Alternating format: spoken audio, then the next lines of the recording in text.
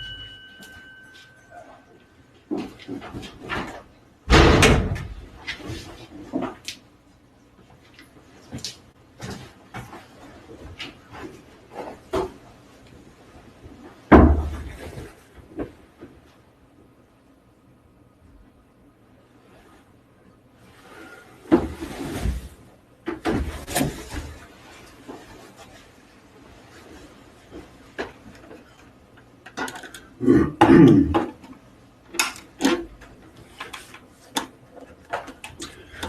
vais faire quelques annonces aujourd'hui, le troisième dimanche après Pâques. Demain, Sainte Monique, veuve, mardi, Saint Pie V, pape et confesseur, mercredi de la Féerie. En certains lieux, Saint Jean devant la porte latine et Saint Dominique Savio, confesseur. Jeudi, Saint Stanislas, évêque de Cracovie, martyr. Vendredi de la Féerie, dans certains lieux, fête de Marie médiatrice de toutes les grâces. Samedi, Saint Grégoire de Nazianze, évêque et docteur. Dimanche prochain, 4e dimanche après Pâques. Et en France, souvent on fait la solennité de Sainte Jeanne d'Arc, patron secondaire de la France.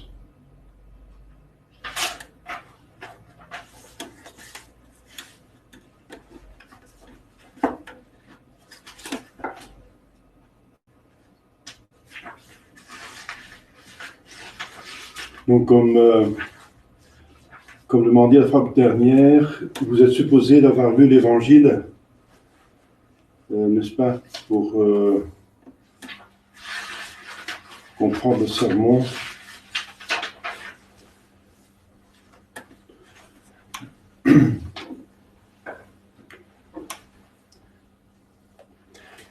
Au nom du Père et du Fils et du Saint-Esprit, soit-il. Chers fidèles, Jésus, dans l'évangile d'aujourd'hui, il dit que un petit peu de temps et vous ne me verrez plus, et un petit peu de temps et vous me verrez. Et les apôtres demandent une explication.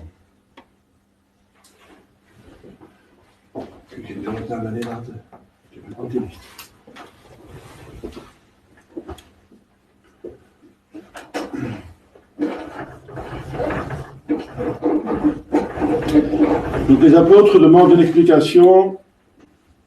Non. Ja, nog een beetje. Ja, goed.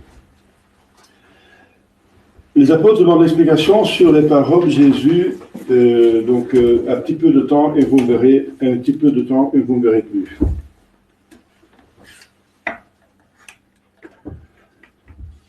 Alors, les pères de l'Église l'interprètent très simplement. Jésus parle dans son allocution d'adieu. La dernière scène. Le lendemain, il va mourir. Donc, un peu de temps, vous ne me verrez pas, ça veut dire qu'il va mourir. Et un peu de temps, vous me verrez, il va ressusciter. Mais il y a d'autres sens, à part ce sens littéral. C'est un sens littéral moins strict, disons,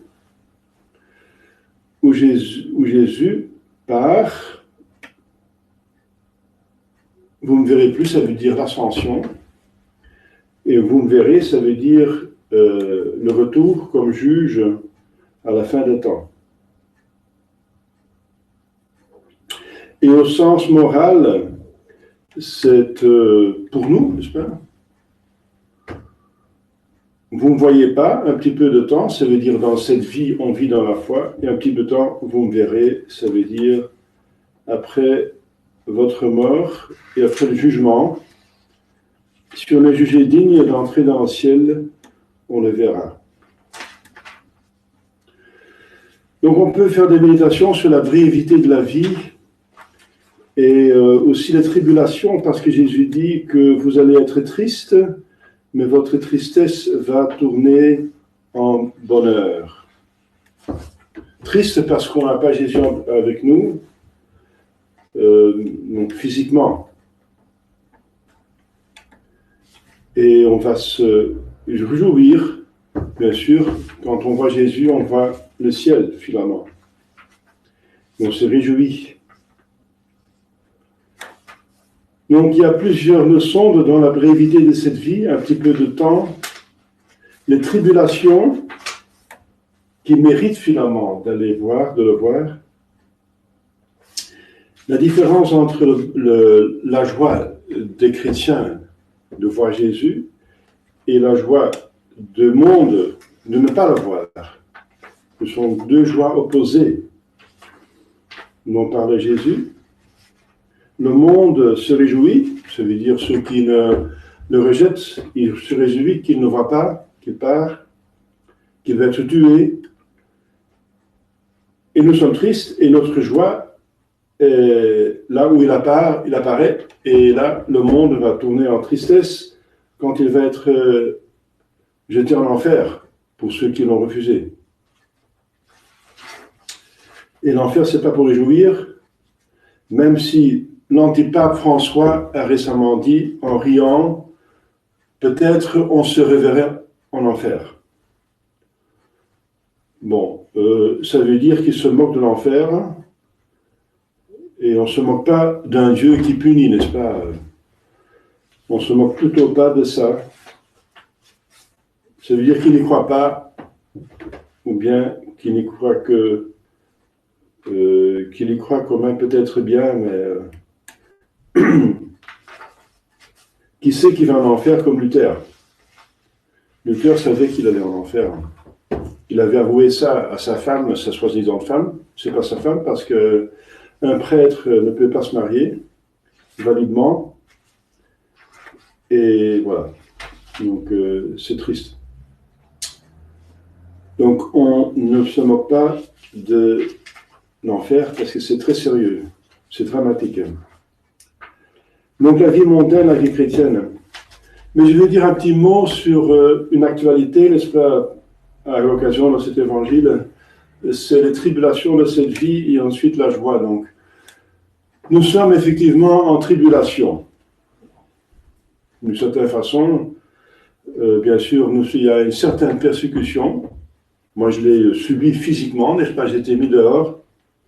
Quoique j'avais le plein droit, n'est-ce pas? En Belgique, il est permis de se réunir avec 10 personnes pour faire une cérémonie religieuse. Si cette cérémonie est diffusée par Internet et qu'il y a une distance de 1,5 mètre, eh bien, j'étais tout à fait en ordre parce qu'il y avait toutes ces conditions qui étaient réalisées. Et on peut se déplacer pour des activités permises, bien sûr. Eh bien, donc voilà. Alors, malgré ça, j'étais pénalisé parce que, voilà, je ne pouvais pas me déplacer là où je pouvais me déplacer. Donc, c'est une persécution. Je sais ce qu'il y a par derrière, c'est un pays socialiste, il y a des jalousies et des personnes qui veulent me faire partir, etc. Donc, c'est par derrière une combine. Voilà, donc c'est une persécution, voilà, tout simplement. Il y a un droit constitutionnel sur de religion, d'exercice de religion, dans les constitutions des pays ici en Europe de l'Ouest. Voilà, et on ne peut plus maintenant, on est lésé bien sûr, il y a dans une pandémie, il faut faire attention, mais encore, voilà. Je ne vais pas entrer dans cette discussion, si c'est une pandémie, oui ou non, et dans quelle mesure, ça va nous amener trop loin. Mais je vais voir ça d'un côté de la foi, du point de vue de la foi. Alors, en persécution, nous en sommes persécution, en tout cas, en France et en Europe de l'Ouest et dans le monde, il y a des tendances pour installer une laïcité, ça veut dire arrêter l'influence des curés du clergé sur la société, de l'arrêter totalement. Et finalement aussi de détruire le christianisme. Nous sommes en temps de persécution. Les chrétiens dans le monde entier sont la catégorie d'hommes le plus persécutée de tous. On a eu nos martyrs du communisme et maintenant on a les martyrs de l'islam. Et il y a des personnes qui souffrent par d'autres régimes, des dictatures. Eh bien, dans le temps de et nous sommes en plus dans un temps d'apostasie, comme vous savez, n'est-ce pas? D'apostasie qui dure 60 ans. Le 7 décembre 65, un concile avec un pape, soi-disant, n'est-ce pas? Enfin, soi-disant, c'était quand même quelqu'un qui est accepté comme pape par tout le monde, donc il est pape. Il a donc proclamé des hérésies, et à partir de ce moment-là, on a eu l'apostasie, la grande apostasie, qui était prévue dans l'Évangile. Jésus en parle, la grande apostasie. Eh bien, voilà, donc, dans un temps de persécution et en plus d'apostasie, qu'est-ce qu'est la situation des chrétiens? Eh bien, il y a 3 catégories. Et il faut prier pour ne pas appartenir à une catégorie et pour plutôt appartenir à la bonne catégorie et pas la mauvaise. La mauvaise catégorie, c'est que 99% et plus ont apostasié. Il faut prier de ne pas appartenir à ce groupe. Donc il y a parmi les chrétiens la plus grande majorité, la majorité écrasante, qui a apostasié. L'apostasie, c'est l'hérésie, c'est plus qu'une hérésie. Une hérésie, c'est ne pas croire dans l'un ou l'autre vérité de foi.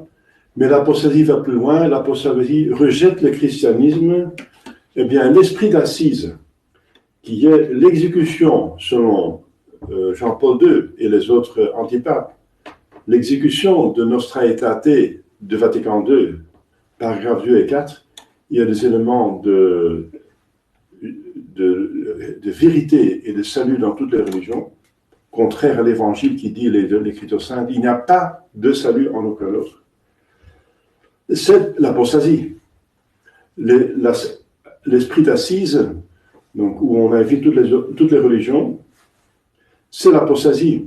François, qui adore, qui vénère une idole Pachamama, la déesse Gaïa de l'Amazonie, fait un acte d'apostasie. Alors il faut prier de ne pas appartenir, ne pas apostasier avec eux, n'est-ce pas? Et alors, dans ce petit groupe qui reste, il y a encore 2 catégories. Dans les chrétiens qui restent, il y a dans le temps de persécution 2 catégories.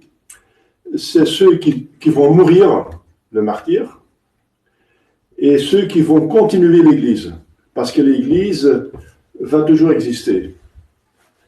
Donc le montant des martyrs, on ne connaît pas, et il n'est pas certain qu'il y a toujours des martyrs.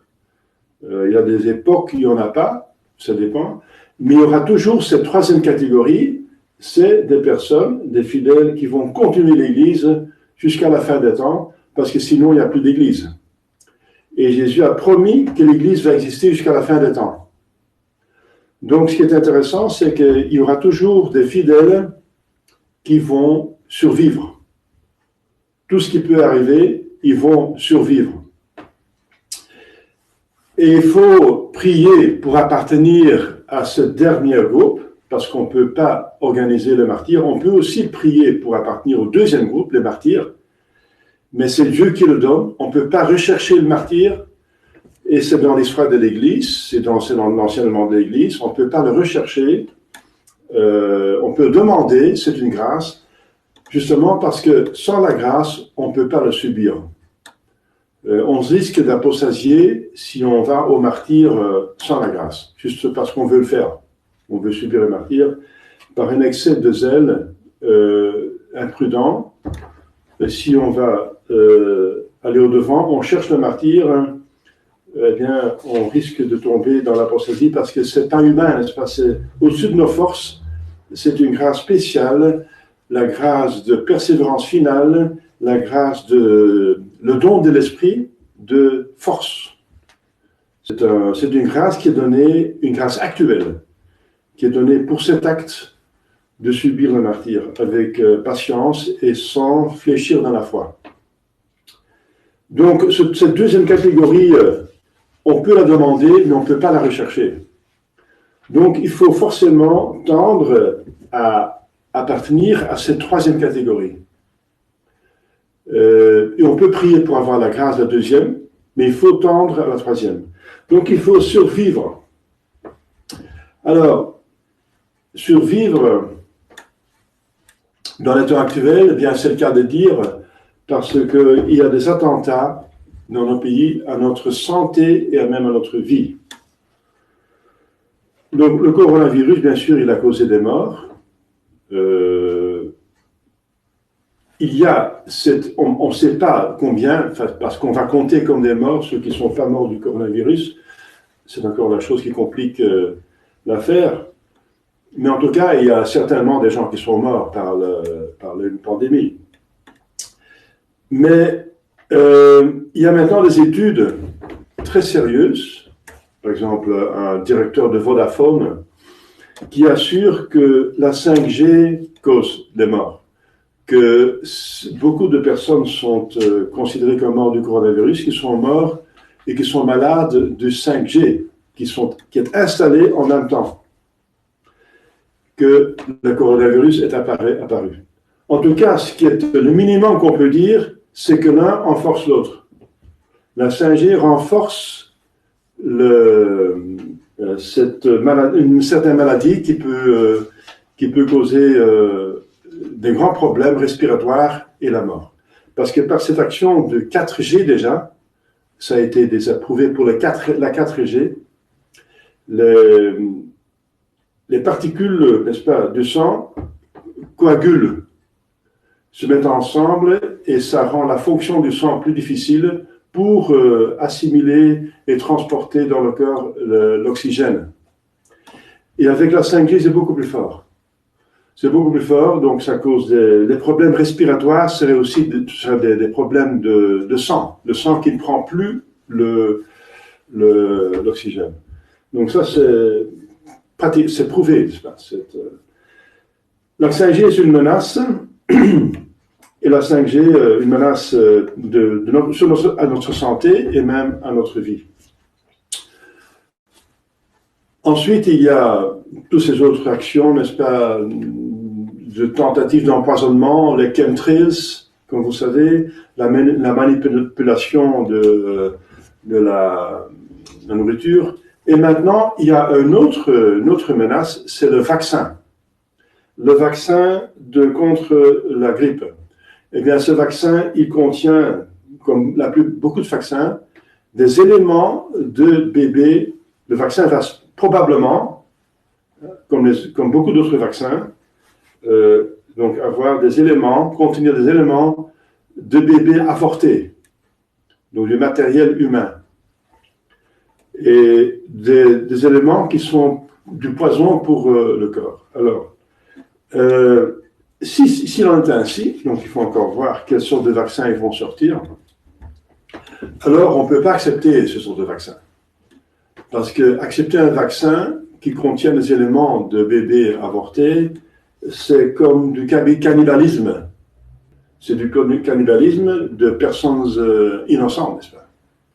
C'est absolument donc inacceptable. Mais les gouvernements vont imposer ce vaccin. Ce qui est certain, c'est qu'ils vont trouver un vaccin tôt ou tard. Ce qui est certain aussi qu'au nom de l'économie, qui est un bien majeur, l'économie, c'est la nourriture, quoi. C'est le fonctionnement d'une vie communautaire. Donc l'économie est importante, c'est vital. C'est un bien vital. Donc l'économie doit tourner, et au nom de l'économie qui doit tourner, ils vont arrêter cette pandémie. Ils disent que le seul moyen pour l'arrêter, c'est la vaccination de tout le monde. Donc l'économie a une importance majeure. La pandémie rend l'économie difficile et difficilement impossible, partiellement impossible. en tout cas difficiles. Selon eux, selon ceux qui gouvernent, nous gouvernent, la pandémie sera seulement arrêtée par une vaccination générale, sinon il y aura des vagues qui vont revenir, à pas en finir. Et ce qui n'est pas sûr du tout, je sais pas.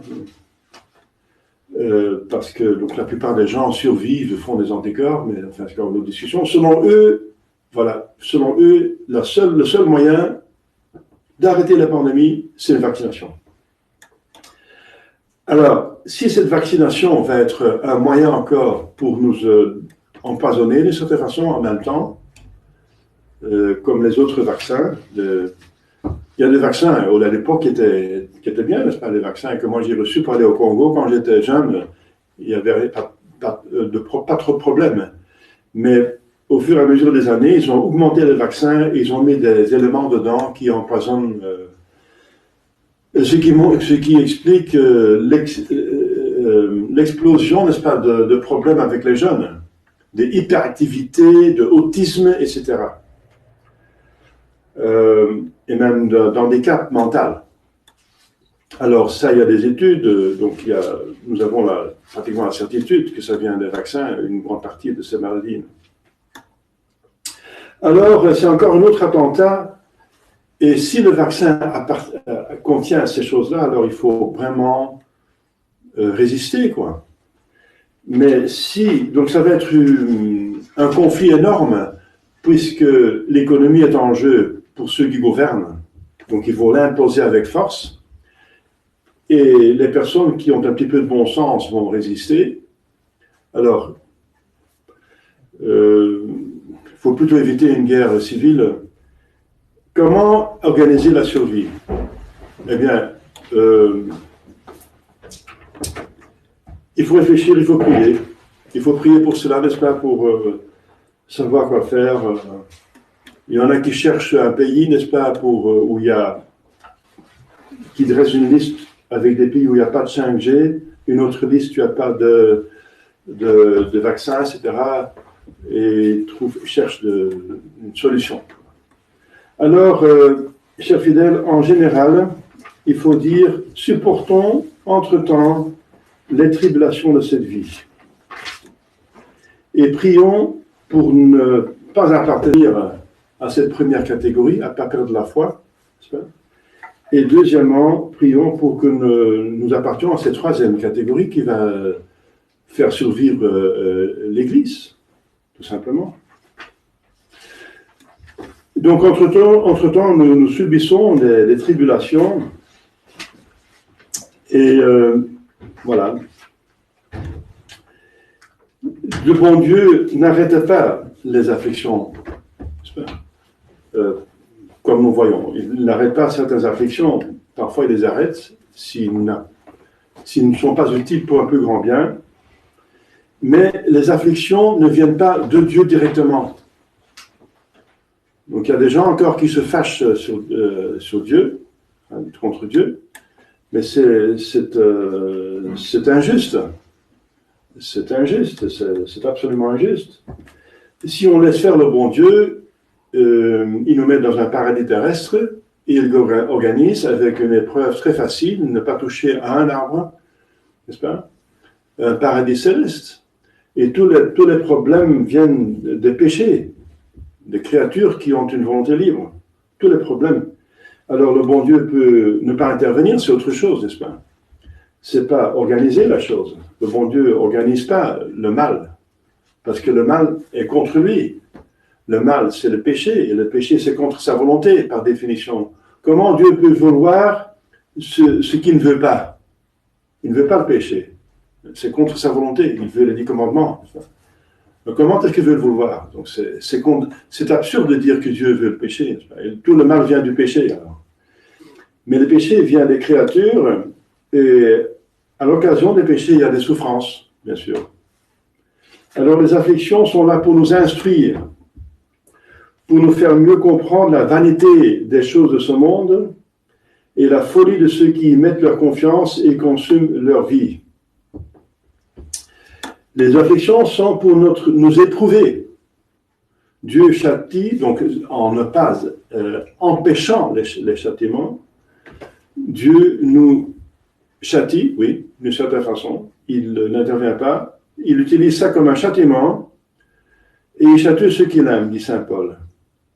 Et il flagelle tout enfant qui lui plaît et qu'il choisit. C'est dans ce sens qu'il a laissé mourir son fils. Ce n'est pas Dieu qui a crucifié son fils, bien sûr, mais il n'est pas intervenu.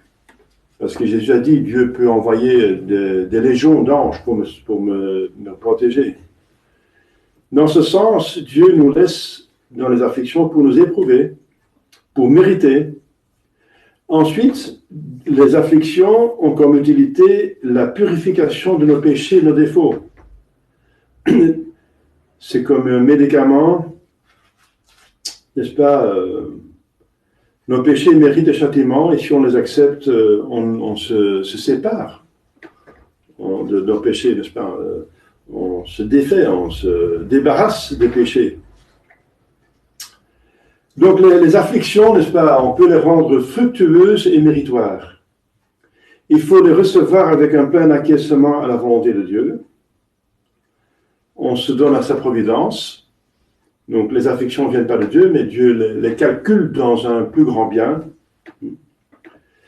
Le plus grand bien, c'est le mérite du ciel. Voilà, c'est le bien le plus important. Il faut donc les supporter avec patience, soyez unis à Dieu et souffrez par l'amour de lui, dit l'Écriture sainte. Saint Pierre dit, le Dieu de toute grâce, qui nous a appelés en Jésus-Christ à son éternelle gloire, vous rendra lui-même parfait, ferme et inébranlable, après que vous auriez un peu souffert. Ensuite, il faut se réjouir de ces épreuves et les aimer de manière surnaturelle. Parce que ce sont les moyens pour obtenir le ciel, justement. Pour obtenir des grâces importantes. Pour la conversion des autres, de nous-mêmes, pour commencer, et les autres. Pour l'épanouissement de l'Église, voilà. Le croissement et l'épanouissement de l'Église. Eh bien, c'est une très grande intention de prière, de prier pour l'épanouissement de l'Église. Voilà, chers fidèles, un peu de temps et vous ne verrez plus, dit Jésus, et un peu de temps vous me verrez. Demandons à la Sainte Vierge de bien comprendre ces mystères, d'accepter les tribulations, toutes les contrariétés avec patience et mérite. Au nom du Père et du Fils et du Saint-Esprit, ainsi soit-il.